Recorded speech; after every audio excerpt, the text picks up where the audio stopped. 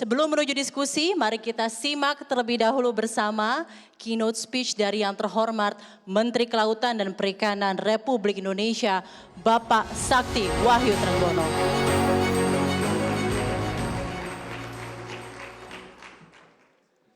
Assalamualaikum warahmatullahi wabarakatuh.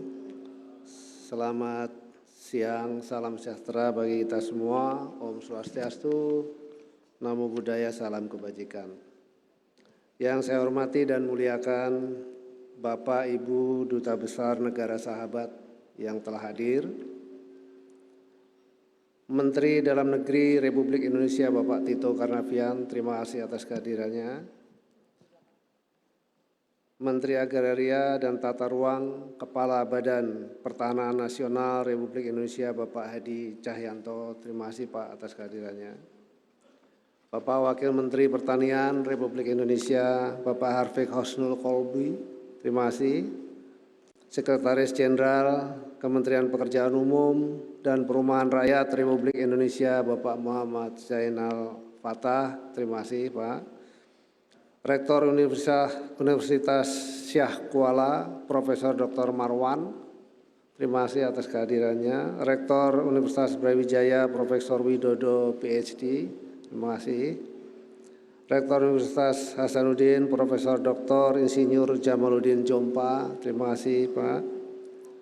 Dan pihak CNBC Media yang meliput acara ini secara live.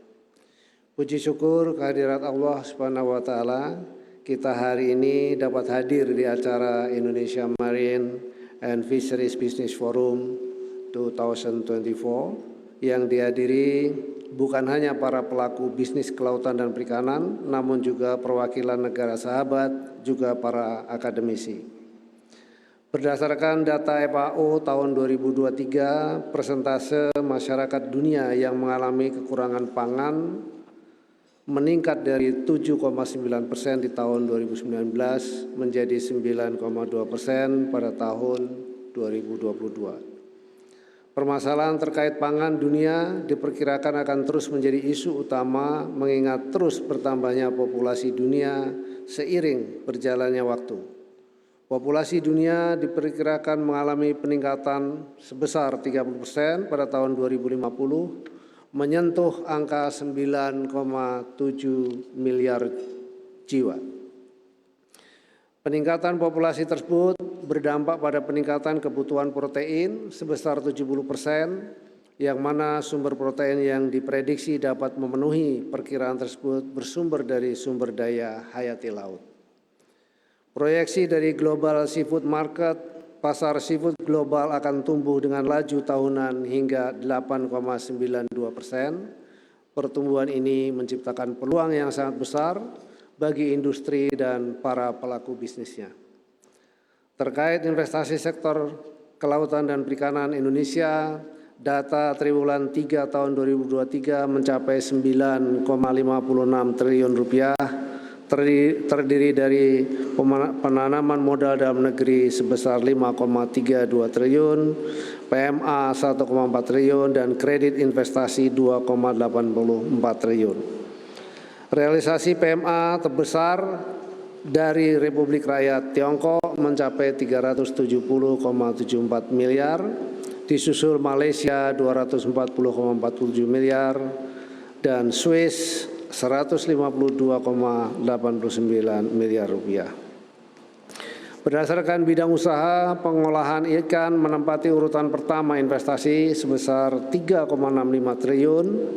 Selanjutnya budidaya perikanan sebesar 2,6 triliun rupiah, pemasaran 1,95 triliun, penangkapan ikan 1,18 triliun, dan jasa perikanan 186,51 miliar rupiah. Indonesia sebagai negara kepulauan memiliki 17.504 pulau tersebar pada 6,4 juta kilometer persegi kawasan perairan, 108.000 kilometer garis pantai yang dihuni oleh 270 juta jiwa, di mana sebanyak 140 juta jiwa hidup di wilayah pesisir.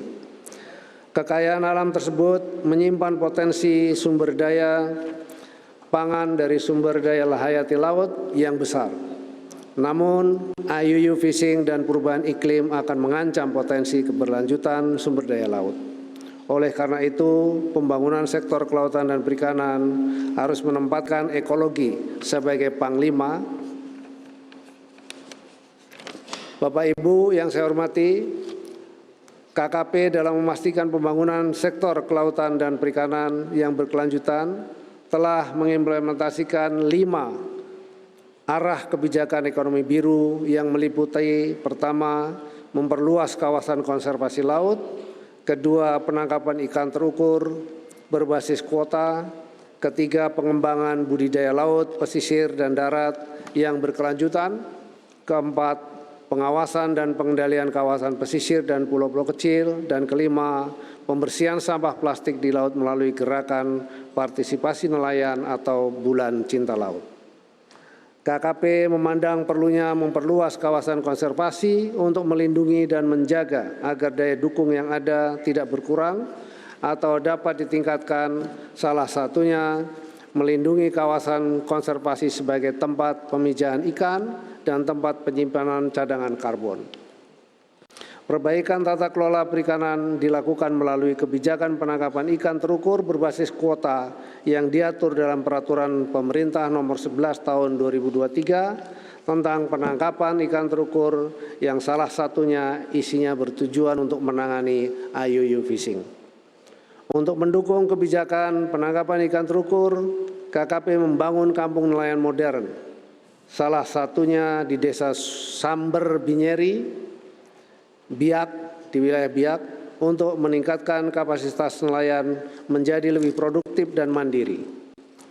Bapak Ibu yang saya hormati, untuk memenuhi ketersediaan protein dengan tidak mengurangi stok ikan di laut, KKP akan mendorong sektor perikanan budidaya menjadi prime mover untuk penyediaan kebutuhan ikan konsumsi.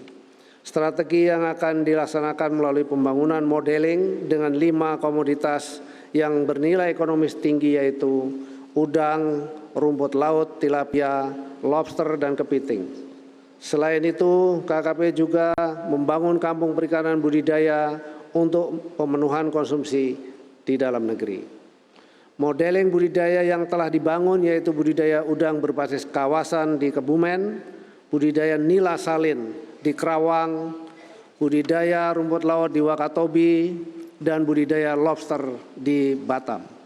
KKP juga berencana membangun tambak udang modern di Waingapu, Nusa Tenggara Timur dengan nilai investasi 7,8 triliun rupiah. Bapak Ibu yang saya hormati, untuk menjaga ekosistem laut dan pesisir dan tingginya permintaan material untuk reklamasi, maka KKP membuat kebijakan melalui PP 26 tahun 2023 khususnya untuk menjaga kesehatan laut. Untuk menjaga kesehatan laut, Kementerian juga melaksanakan pengambilan dan pengumpulan sampah plastik melalui gerakan partisipasi nelayan Bulan Cinta Laut.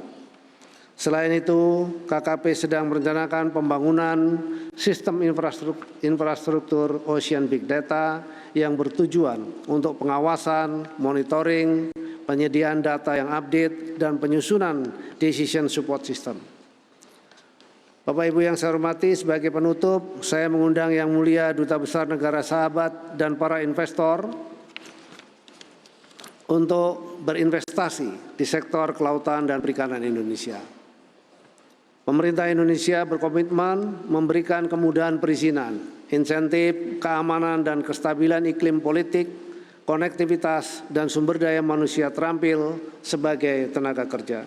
Kami berharap peluang investasi ini dapat dimanfaatkan seluas-luasnya oleh seluruh investor untuk bersama-sama berkontribusi dalam rangka mewujudkan industri kelautan dan perikanan Indonesia yang maju, tangguh, berkelanjutan, dan berdaya tinggi. Terima kasih. Wabillahi taufiq wal hidayah. Wassalamualaikum warahmatullahi wabarakatuh. Om Santi Santi Santi Om.